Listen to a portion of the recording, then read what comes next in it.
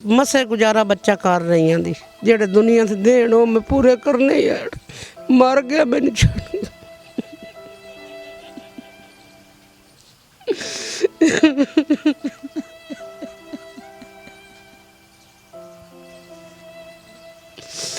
बेटा भी मर गया, साईं भी मर गया, निक्के निक्के दो पोतरे।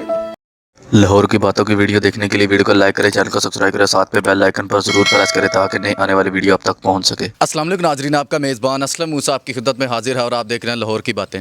लाहौर की बातों की तरफ से एक नई बात लेकर आपकी खिदमत में हाजिर हुए। नाजरीन हमारे अक्म में देख सकते हैं आप माँ जी मौजूद हैं, ना इनके हस्बैंड हैं ना इनके बेटे हैं। नाजरीन एक गाँव के अंदर रहती है उकाड़ा के, तो वहाँ पे लोगों के हमसायों से जाके कभी एक घर से खाना खाया, कभी उस दूसरे घर से खाना खाया। नाज़रीन आपको पता है रोज़े चल रहे हैं, रोज़ों के अंदर भी सहरी एक घर, अफ्तारी दूसरी घर। तो माँ जी से जानते हैं कि माँ जी किस तरह गुजर बसर कर रही हैं। अस्सलाम वालेकुम माँ जी। वालेकुम सलाम। मसे गुजारा बच्चा कर रही दी जेड़े दुनिया से देन वो मैं पूरे करने यार मर गया मैंने छोड़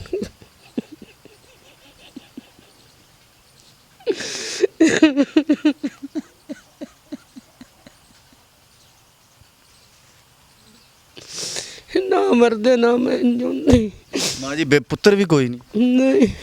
बेटा भी मर गया, साईं भी मर गया, निक्के निक्के दो पोतरे। आ सारे मुल्क नूं पता। तो माँ जी किवें गुजारा करदे हो इस घर दे विच? तू मैं दे जांदा गुजारा हुंदा पिया औखा सौखा। दुनिया से गुजारा तो करना भावें औखा होवे भावें सौखा होवे। मैं तो नहीं जट दी मौत हुणे आवे जी के की करना। मैं कोई रिश्तेदार कोई नहीं मदद करदा? आउंदे भी नहीं रिश्तेदार, सिर खुद इत्थे बिरान नहीं पुछदे दसदे। सके भरा नहीं तुहानू पूछदे? नहीं। नाज़रीन आप देख सकते हैं कि सके भाई हैं इनके, वो भी इन्हें पूछते नहीं है कि बहन ने खाना खाया या नहीं खाया। तो माँ जी हुण तुसीं किन्ने अफराद हो ऐसे? हो गए मेरे पुत्र मरे नूं एक दे नहीं, मेरा बिरा एक मेरा बिरा जड़ाने च आउंदा है वो मैनूं दे जांदा, 2000 दे जा 1000 दे जा वो हुंदा दरीस। दूए च सारे लगे वंदे चंगे भले खैरी मेरी कमा देन, कदी नहीं किसे पुछा। मैं झूठ मार के की करना। माँ जी किन्ने अफराद तुसीं आ घर दे विच? घर दे च असीं 4-5 जन, 2 बाल हैं, 2 असियां, 9 सस, 4 जणियां।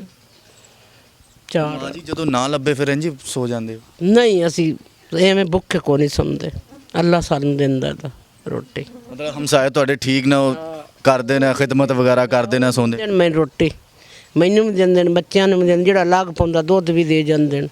कोई लगे 100 दो देगा, 50 देगा, 100 देगा। खा के मुकरना नहीं, अल्लाह दे भी पेश होना।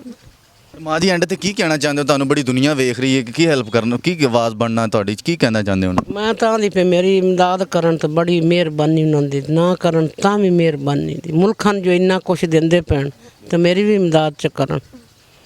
नाज़रीन आपने देखा माँ जी हमारे साथ मौजूद थी, उन्हें बोलना नहीं आता। नाज़रीन एक गाँव, निजी गाँव से ताल्लुक़ है उकाड़ा के इनका, तो उन्हें बोलना वगैरह आपको देख लिया, आपके सामने ये कितना है। सबसे बड़ी नाज़रीन बात ये है कि ना बेटा है ना हस्बैंड है, कोई भी नहीं है, और ना घर में कोई कमाने वाला है, और कोई हमसाया दे जाता है तो खाना खा लेते हैं। इस तरह गुजर बसर हो रहा है ज़िंदगी का। नाज़रीन को 50-100 दे जाते हैं, काम करने वाला कोई नहीं है।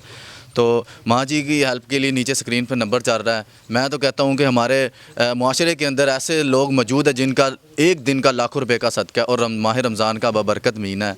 नाज़रीन इसमें अल्लाह भी कहता है जितना ज़्यादा खर्च करेंगे मैं उतना ज़्यादा दूँगा। तो माँ जी हमारे साथ मौजूद थी, तो माँ जी के लिए कोई अच्छा सा कमेंट कीजिएगा। इसी के साथ अपने मेज़बान असलम मूसा को इजाज़त दे और देखते रहे लाहौर की बातें। पाकिस्तान जिंदाबाद।